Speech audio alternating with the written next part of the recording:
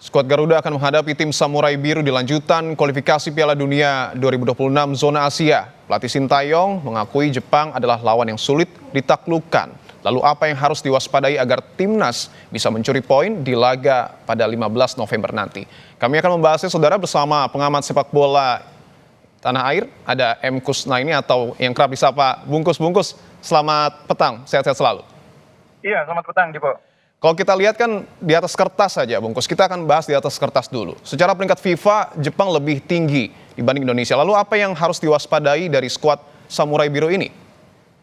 Iya, sebagai tim yang memiliki peringkat 15 di FIFA, Jepang ini kan sudah membuktikan kemampuan mereka dengan 7 kali ikut Piala Dunia ya.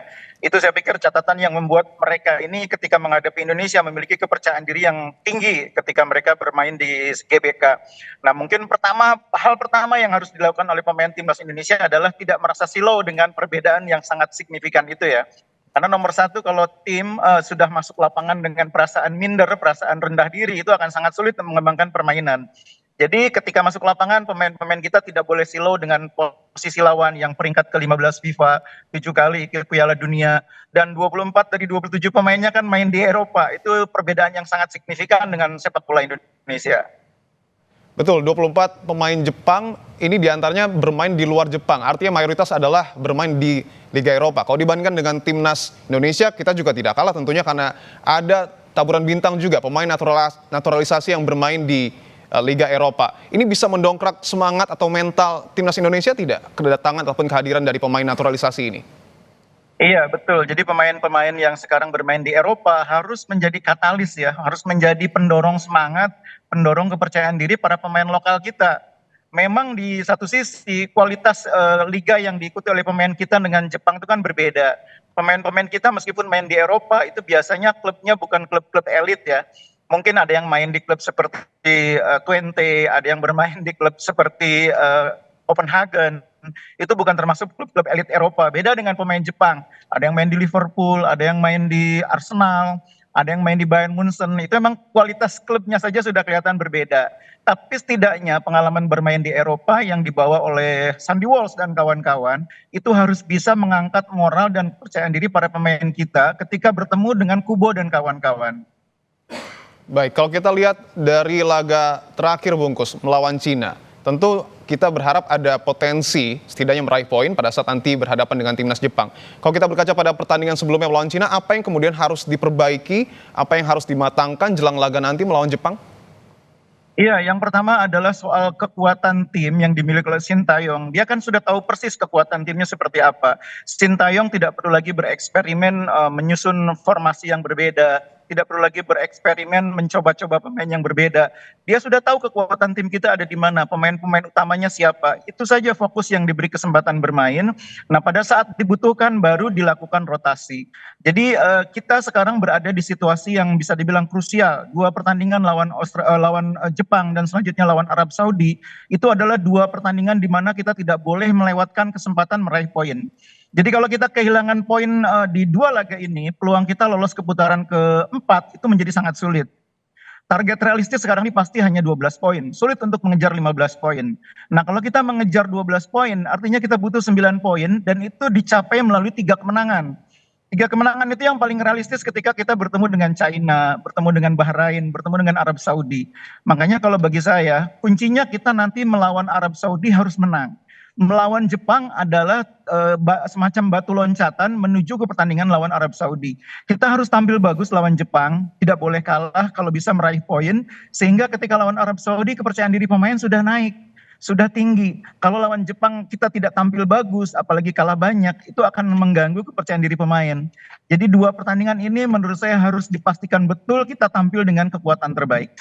Tadi Anda membahas soal komposisi pemain. Informasi yang kami dapatkan bahwa Hilgers ini mengalami cedera. Kira-kira siapa yang dapat menggantikan posisi Hilgers di lini belakang, Bungkus? Ya, idealnya memang kita sudah punya Kevin Dix ya. Tapi Dix sejauh ini kita belum tahu apakah pengesahannya di FIFA bisa sesuai dengan target, sesuai dengan jadwal atau tidak. Tapi kalau Kevin Dix bisa sesuai dengan rencana pengesahannya di FIFA, harusnya bisa main dan menggantikan peran Miss Hilger. Tapi seandainya tidak bisa, maka saya pikir di posisi itu ada Rizky Ridho. Selama ini pun kita sering bermain dengan Rizky Ridho di posisi bek tengah kanan. Kalau nggak Rizky Ridho masih ada Sandy Walsh. Jadi sebetulnya di lini belakang sebetulnya kalau terjadi kasus seperti absennya Miss Hilger, kita tidak terlalu bermasalah. Yang bermasalah ketika kita kehilangan Ivar Jenner di tengah. Karena di tengah stok kita tidak banyak. Hanya ada Tom Hai, hanya ada Ivar Jenner, hanya ada Ricky Kambuaya, dan mungkin Nathan.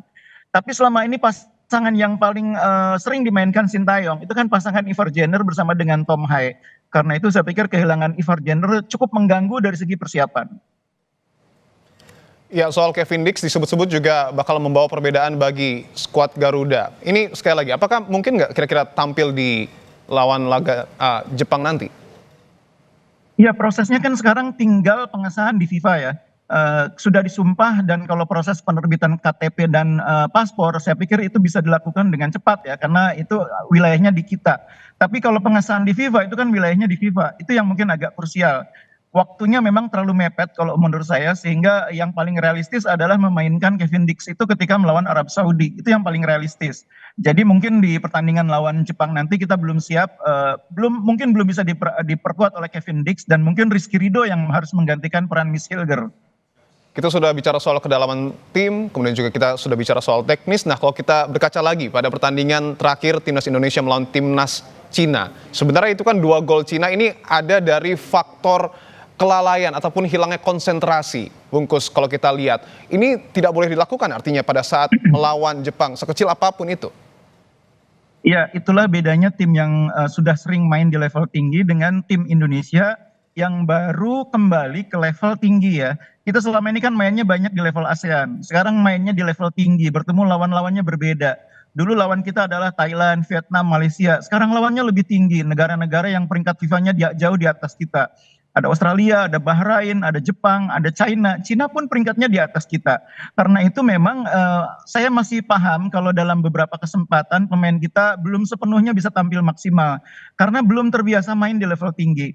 Nah, saya pikir dengan pengalaman kemarin dikalahkan oleh China, itu menjadi semacam cambuk, menjadi semacam pengalaman berharga yang akan membuat kita belajar, tidak lagi membuat kesalahan sendiri dalam pertandingan krusial. Jadi kalau pertandingan-pertandingan besar, pertandingan yang menentukan, itu kadang-kadang penentunya bukan beda kekuatan, tapi kesalahan kita sendiri. Kita tidak mampu konsisten, kita tidak mampu fokus, dan kemudian kesalahan itu dihukum oleh lawan. Nah, itu yang saya pikir harus kita hindari, dan mudah-mudahan pelajaran lawan China itu bisa membuat kita jauh lebih baik lagi. Apalagi di tiga laga sebelumnya kan kita sebetulnya sudah bisa tampil bagus. Kita bisa menangkan Australia itu sudah luar biasa. Baik, mudah-mudahan kita bisa meraih poin pada saat nanti melawan Timnas Jepang. Terima kasih atas jawaban Anda. Ya, baik, Bungkus, Dipo. sehat-sehat selalu.